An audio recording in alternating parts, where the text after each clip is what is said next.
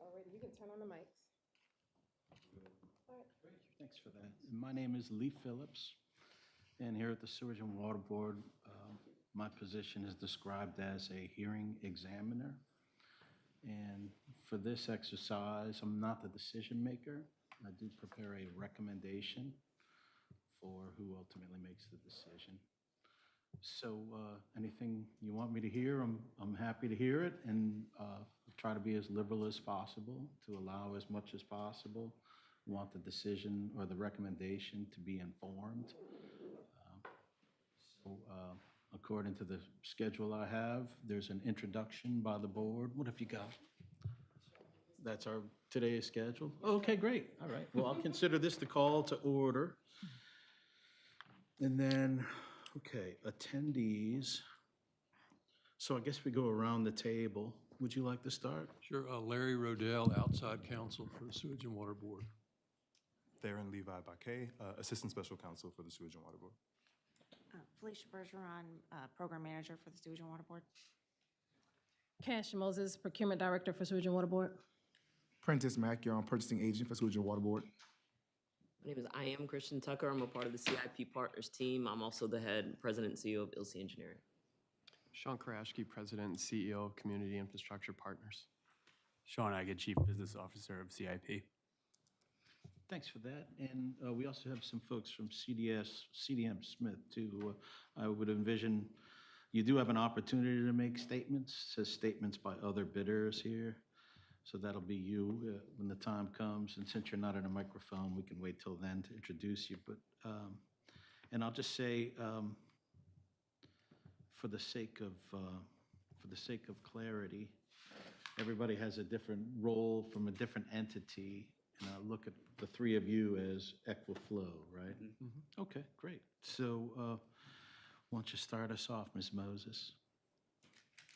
Thank you.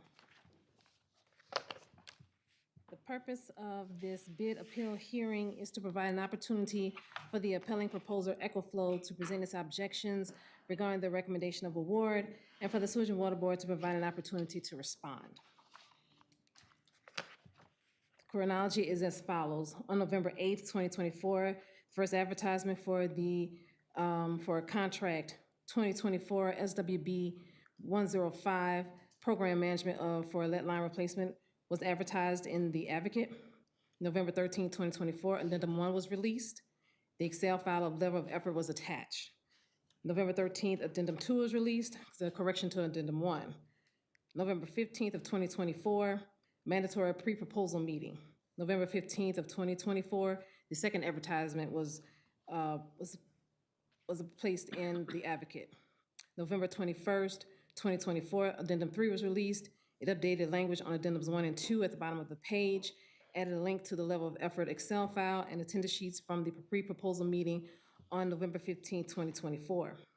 November 26th of 2024, Addendum 4 was released, and responses to which was responses to questions.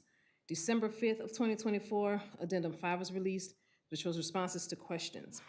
December 20th of 2024, we received 6 proposals via email from Arcadis, Ardura, CDM Smith, Equiflow, Stantec, and Volker.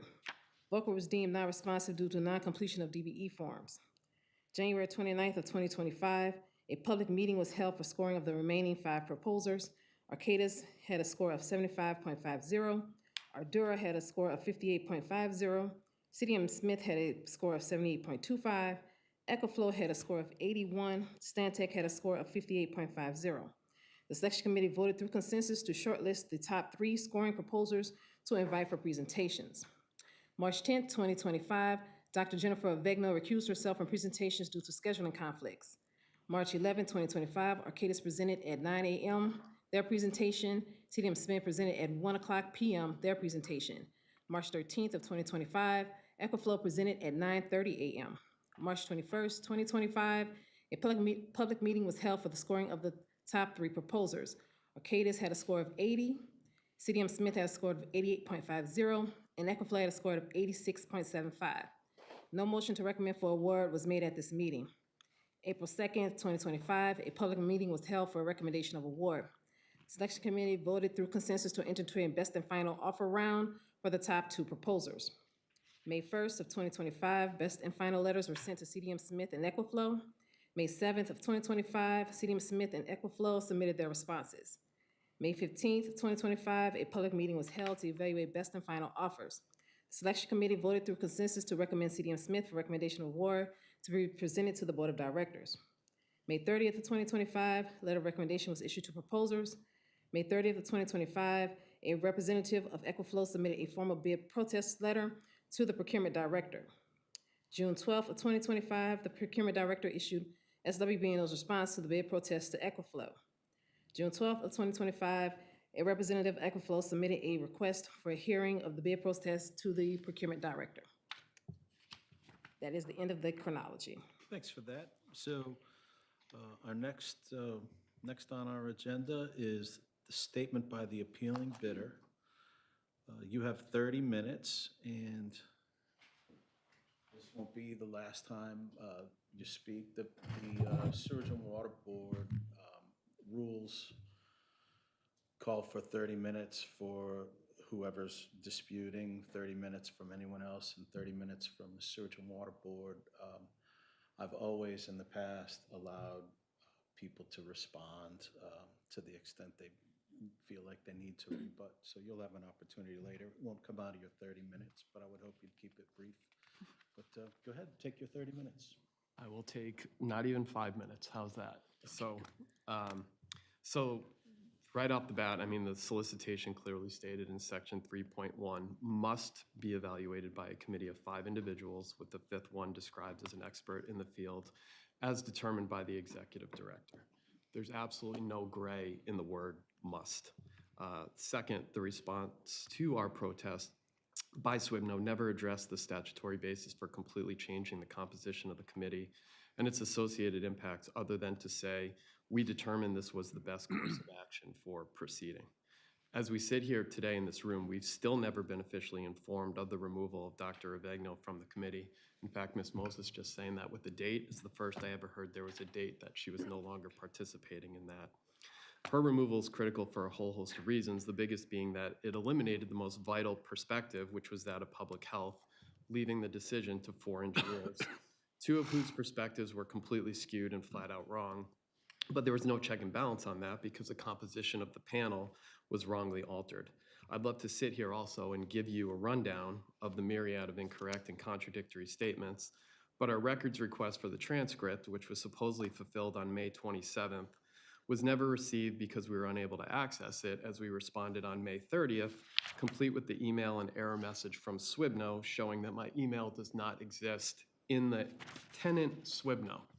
Responded, told them, asked, here we are, August, whatever it is, never got access to that. That aside, at what point then would it have been required to communicate this decision to the respondents that SWBNO deviated from the intent and purpose of the solicitation? They went to 1 person, 12 people. If you said you were going to pull the name out of a hat and award it to them, it not only became arbitrary at that point, but particularly prejudicial to our team because the entirety of our approach was predicated on public health as opposed to everyone else's, which was predicated on engineering because they're all engineering firms. Lead service lines are a known public health emergency, and when a community like New Orleans has 85,000 at least, the #1 priority should always be replacing them as quickly as possible. And replacing a service line is literally one of the most commoditized infrastructure projects there is. So viewing this as a public health initiative makes much more sense than viewing it as an engineering project. Hence, Dr. Avegno's participation was absolutely critical. When Dr. Avegno, the public health expert, was on the scoring committee for the review of the proposals, as Ms. Moses just stated, the Equiflow team scored the highest with 81 points compared to CDM scoring 78.25. This is likely due in part to the significantly faster pace of LSL replacements our team proposed compared to the rest of the proposals. Again, understanding replacing lines as fast as possible is the single most important metric when viewing this from a public health perspective. When Dr. Avegno was removed from the scoring for the interview process, we scored 86.75, just behind CDM's 88.5. So even without the public health perspective represented, the Equiflow team still had the highest cumulative score between the two, 167.5 to their 166.75.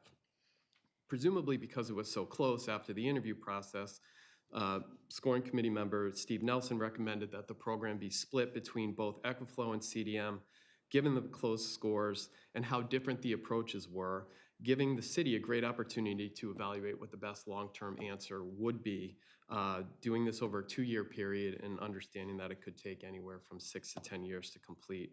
However, at the time, Ms. Moses said that was not allowed and the process had to move forward to the best and final. Our first protest point on this, on the committee composition is so cut and dried. We are honestly at a loss that we're sitting here given what the response was to that. But since we are here, we might as well address the second point of the protest too, since it aligns with one of the statements in the initial rejection of our protest, which was that the replacement for Dr. Avegno couldn't be accommodated due to the time-sensitive nature of the solicitation. Therein lies the entirety of the premise of our response. Getting the lines out of the ground, not the solicitation, is what's time-sensitive and also price-sensitive, hence the cost component of the BAFO. In order to address those points, you need to be cognizant of the fact that the federal funding has an expiration date, and also that Louisiana, as an entire state, isn't projected to get even a third of what New Orleans is going to need. So the best and final process did not have a scoring criteria, but both firms were required to provide cost. 2 of the scoring committee members acknowledged that Equiflow was cheaper than CDM, and our replacement rate was much faster than their proposal. Again, without a public health perspective, as indicated in the RFP, our approach was not fairly scored. In their official response to our protest as it relates to the BAFO, they said, quote, they did not use pricing as a factor for the BAFO evaluation. Sit with that for 1 second. That is outrageous and offensive to every single ratepayer in New Orleans, and that alone should be disqualifying for the committee and the entirety of the process. Aside from the fact that you would say, what was the point of the exercise then? It could only lead you to believe the outcome was preordained. Otherwise, how could anyone in the right mind justify selecting a firm that is on the record, not conjecture, on the record, for running a program in DC where the average cost is $43,000 per line, and Chicago where it's over $35,000 per line? And that's not from data they provided. That's from a city council hearing in February in Washington, DC, and from a FOIA request that had to be done by Inside Climate News in Chicago. So when the entire state of Louisiana is likely to get a third, if that, of the funding needed just for New Orleans alone, and the selection committee selects a firm that is at least 4 times the cost of what it should be, based on the only 2 programs where you can even get data, it's a complete abdication of all responsibility that this committee had to protect the public health and financial interests of the community that they're supposed to represent. And it's both a travesty and a tragedy because they knew this and did it anyway. One other point that can't be lost in all of this is that CDM's initial proposal said they could only replace 3,500 LSLs over the first 2 years. They told you that themselves in their proposal. No one made that up. That was their response. Yet the BAFO exercise was for 9,000 lines, nearly 3 times more than they told you they themselves could replace. So at the end of the day, the scoring committee selected a firm that said that they could only replace 1/3 of the volume that we proposed and was more expensive. It's completely preposterous. One of the repeated comments from the project manager in the scoring meeting was that she insisted over and over that she was risk averse. Your risk averse project manager thinks it's less risky to leave toxic lead drinking lines in the ground in the most disadvantaged communities for years and years to come and have it be significantly more expensive. It begs the obvious question, what's your definition of risk at that point? And risk for who? Certainly not the people drinking from lead service lines and not the people that are ultimately going to bear the cost of having to bypass the federal funding that's available now. We stand by our initial request for relief, which is to split the award into the 2 areas and compete the approaches for the 2-year period in line with what Mr. Nelson had initially proposed. Thank you for that. And any other bidders want to make statements? CDM Smith, you're not required to, but the time is available to you if you want to respond. And since come on, please. And Sewage Water Board was going to comment first. no, it's up to you, I think. It's you. Statements by other bidders. So do me a favor and state your name if you don't mind, because Sure. I missed you in the first My round. name is Jeff Pastorek. I'm outside counsel for CDM Smith. Thanks for that. Sure. So I wanted to make a few comments today in terms of any comments that Equiflow has made today about CDM Smith's track record in other cities, things like that, that information is incorrect. There is plenty of news stories out there about all the positive things that CDM Smith's doing, all the qualifications, the level of expertise that its personnel have that make it the most qualified group to get this award, and that justifies the award to CDM Smith. So speaking on the subject of the protest letter and the appeal, it was mentioned a moment ago that Section 3.1 talks about the evaluation committee requiring 5 individuals for the evaluation of the proposals. And I would submit that the crucial language there is that each proposal to the RFP must be evaluated by a committee of 5 individuals. And in terms of the timeline that was submitted before, it's clear that on January 29th, the committee did evaluate those proposals. So that was done by the 5 committee members. They reviewed, they evaluated, they discussed, they analyzed and scored each of the bidders' proposals. And those evaluations and those scores were used going forward until the shortlist process came about. So in terms of Section 3.1 of the RFP, which speaks of Policy Memo 95, our position is that was complied with. There was no prejudice there to anyone. The 5 committee members did evaluate all those things on January 29th, looked at all the data, spent a lot of time on that. And again, that was used up until the shortlist process came about. Policy 95's requirement is that the proposal selection committee evaluates and ranks the responses to the RFQs and RFPs. So again, the reference is specifically to proposals. So this supports the board's action that a 5-person selection panel evaluated those proposals on January 29th. So in terms of the first complaint, the selection committee complied with those requirements. The RFP further directs that once a short list comes about, you look at Section 3.4 of the RFP. During the review of the proposal, the selection committee may waive any requests or requirements if such waiver is in the best interest of the Sewage and Water Board. And if a short list occurs, new scoring and evaluation criteria will be shared with the shortlisted proposers. And the selection committee did indeed establish new scoring and evaluation criteria. It did so in a letter dated February 12th, 2025, which invited a short list of 3 bidders to make presentations based on the new criteria. So beyond the evaluation of proposals discussed a moment ago, there's no reference in the RFP or Policy Memo 95 requiring the selection committee to take specific steps for further stages of the procurement process. So the selection committee complied with its requirements on this issue. In terms of the best and final offer process, in a letter dated April 22nd, 2025, the Sewage and Water Board established evaluation criteria for the best and final offer process. It said the selection of award will be determined by consensus decision of the evaluation selection committee. So this is in alignment with the Sewage and Water Board's criteria. Again, Section 3.4, if a short list occurs, new scoring and evaluation criteria will be shared with the shortlisted proposers. So during the best and final offer evaluation and rating meeting held on May 15th, the Sewage and Water Board followed its criteria of having each committee member select 1 bidder for each of the 3 scenarios, East Bank, West Bank, and East and West Bank combined. Then the committee determined the results by consensus decision, meeting the criteria established in the April 22nd letter. The consensus was that the committee members unanimously selected CDM Smith. So the selection committee was acting within the requirements of the RFP and the policy memo. It specifically weighted criteria were required for evaluation of each bidder's initial proposal, but scoring and evaluation criteria were to be established for subsequent phases of the procurement.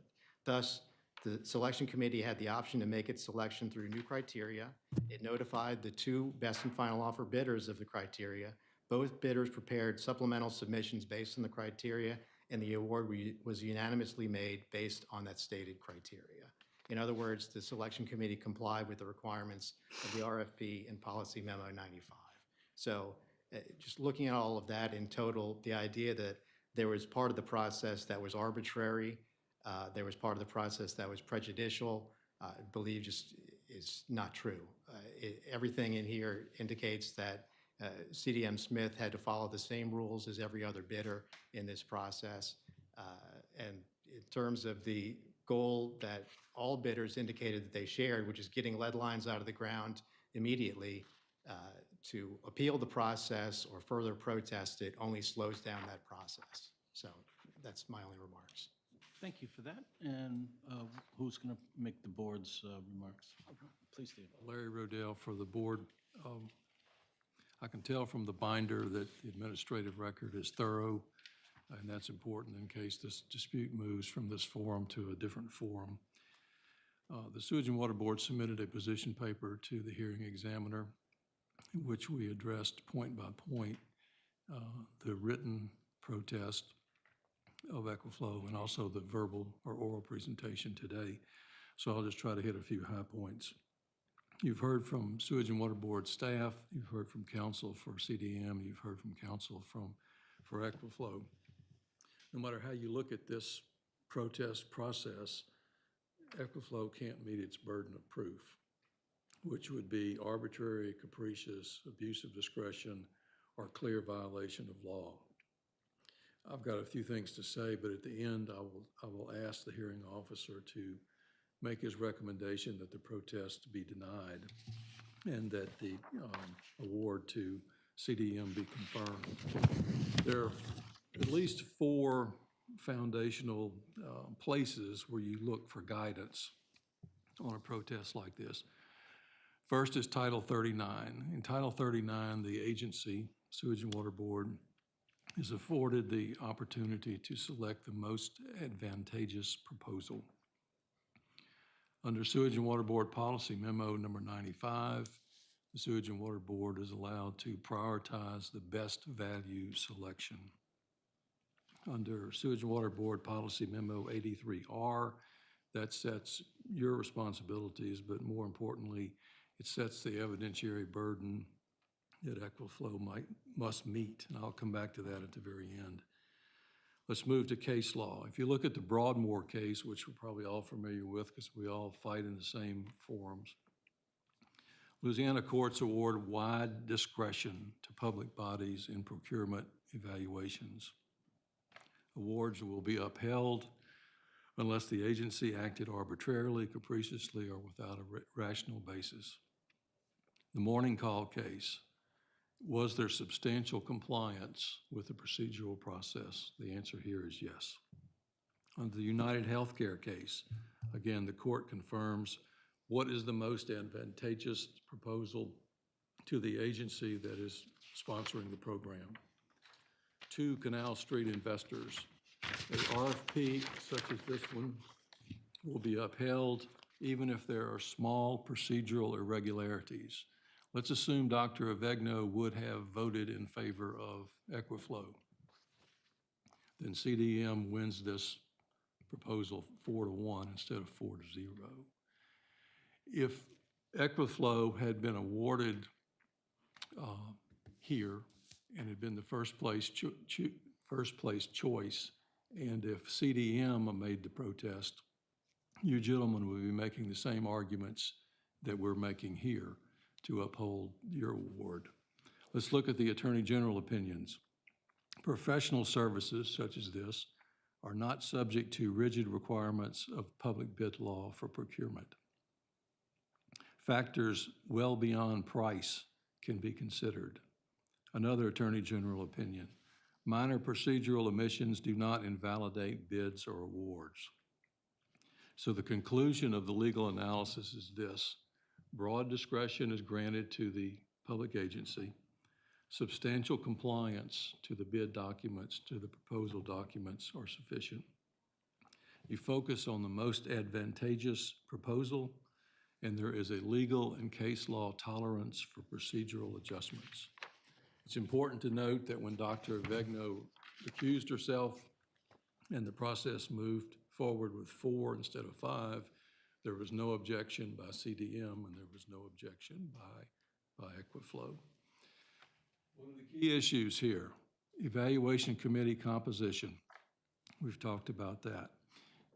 Equiflow has raised the absence of best and final offer scoring There's nothing in the RFP or the policy memos that require a numeric rescoring at this stage. You raise fairness and you allege preferential treatment. There's been no proof of that. You question best value determination, yet it's very clear that numerous factors beyond price can be considered. If you lay the CDM Smith proposal side by side with the Equiflow proposal in the best and final offer portion of this process, there are some glaring items that jump out. The CDM Smith proposal is much more detailed and specific. They show proven regulatory requirements. CDM names their DBE subcontractors. They name their personnel in terms of staffing specificity, and they have prior successful engagements with Sewage and Water Board. So in conclusion, the Sewage and Water Board's position is that Equiflow cannot show an abuse of discretion, cannot show an arbitrary or capricious pattern of conduct, and it does not meet the standard that would cause the protest to be granted or the award to be taken away from CDM. So it's the Sewage and Water Board's request of the hearing examiner that your recommendation be that the protest be denied. Thank you. Yeah, thanks for that. And I did mention that you're entitled, well, you're not entitled to it, but I'm happy to hear a rebuttal, so you're welcome to do so. Sure, I'll be very quick. I'm sorry, Mr. Pasternak? Pasternak. Mr. Pasternak, in his litany of things that he claimed for CDM Smith in regard to what we talked about, the one thing he didn't dispute was cost. So that was a glaring omission in that.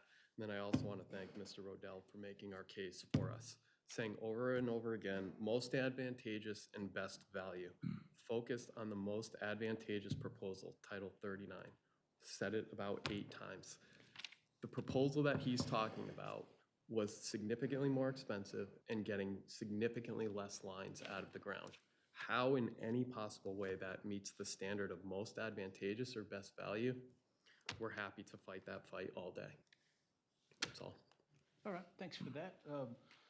I did allow them to rebut, so you're welcome to, but you're not required to.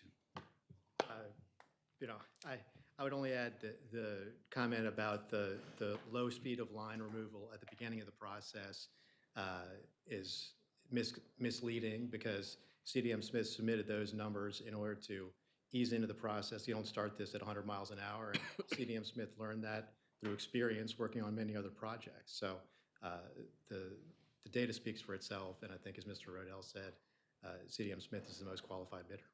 Great, thanks for that. Anything else? No. All right, well, I appreciate everyone's time. I can assure you I take it very seriously. I have 10 days to provide my written recommendation to the board. I was once 2 days late, so that does happen, but I certainly don't anticipate it. And in fact, it's far more likely that I'll have it sooner than that, and I'm sure these folks will share it with you.